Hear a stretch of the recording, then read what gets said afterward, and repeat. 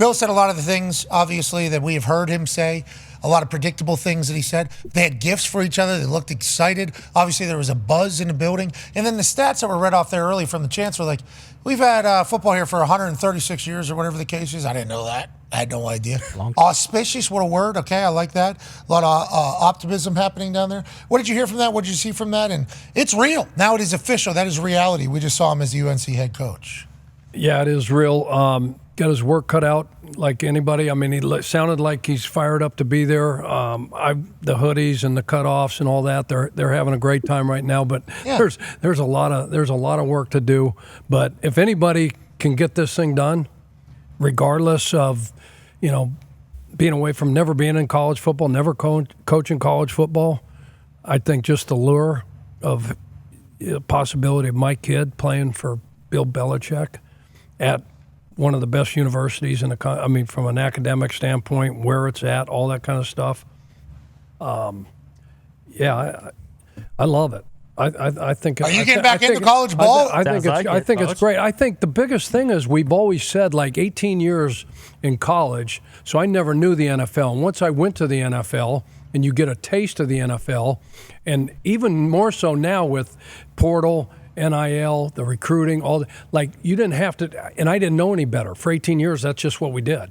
You did football, you recruited, you text, you did this, but once you get to the NFL and you see, okay, like in summer when it's vacation time, you shut your phone off in the NFL for 5 or 6, whatever that is, right? Yeah, it's a nice little break before you're training. And you unplug, and nobody. You don't have to worry about kids going to class, kids doing this, messing up on campus, football camps. We'd go to the lake in the summer, and Coach Peterson was coaching at the University of Washington, and he'd be hanging out with us at the same lake. And Dirk and I are in the NFL, and he's on 24/7. We're golfing, and he's, what are you doing, Coach? He's got to recruit every single. They say it's like shaving. If you don't do it one day, you look like shit. Yeah, but I think it is a different time. Yeah, I think it's the way they're viewing it. Yeah. I think and I know you still have to pound the pavement. Mm-hmm. I know you still got to have boots on the ground. I know you still got to keep people interested and kind of recruit. Always selling. But I think the way they're viewing it, and I assume he's setting precedent early here. It's this is a professional outfit. This is how this operates. I expect you to show up to the meetings. I expect you to show up to workout. I expect you to show up to class. I expect you to do this. And I think they're not worried about retention, re-recruiting guys.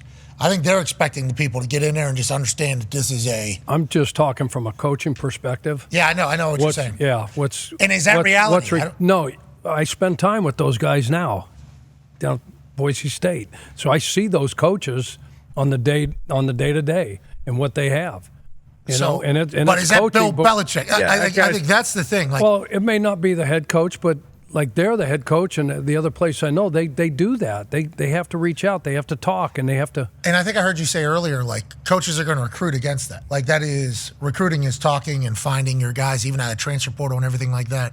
They'll say have you even talked to? Have you people? Have they been to your high school? Have they built a relationship? The high school coach, they're going to say, these guys haven't been to your high school yet. We've been here nonstop since the beginning. First offer, whatever. They're going to use whatever. Now, whether that works or not, the bottom line is that the guy's developed. He's got the cachet because he comes in, got a laundry list of The college coaching schedule sounds like a nightmare. Yeah.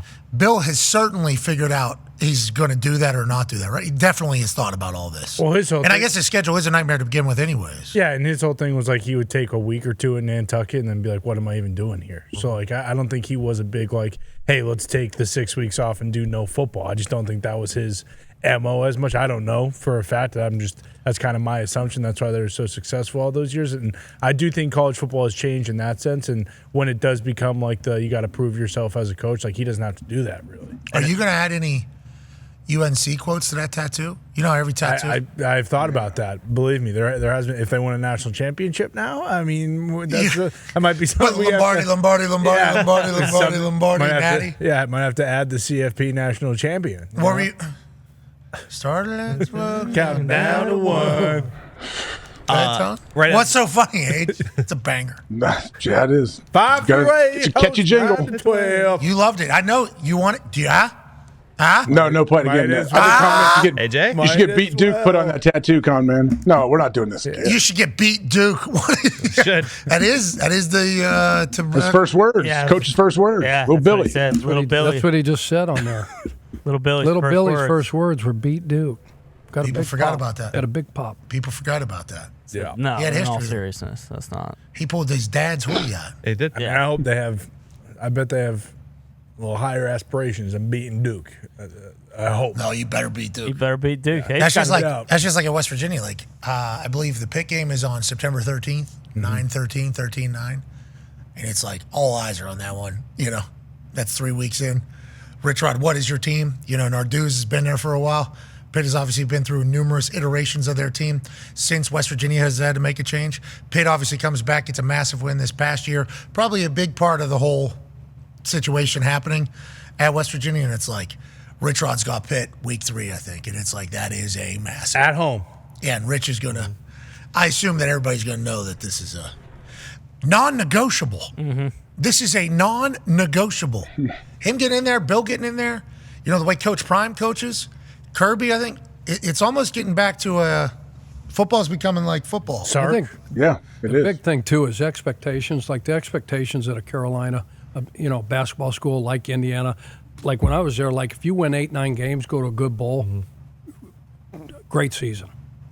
Great season. 1-10. So I think now all 1-10 these- game win since all 19. these expectations change now with Coach Belichick going in there. College football playoffs, right? like- Isn't that the expectation? No, absolutely. And that's- Two ACC teams made the 12-team playoff this year. Obviously, it's more than the Big 12 had, but that's an avenue to the playoff. If he wins a national championship, obviously the legacy would be crazy. Not a lot of NFL coaches have been able to coach in college. Not a lot of college coaches have been able to coach in the NFL. There have been a handful that have been able to break through on both sides. Have to be in a good situation. Feels like he's creating a situation in North Carolina. Obviously, a lot of avenues. Now,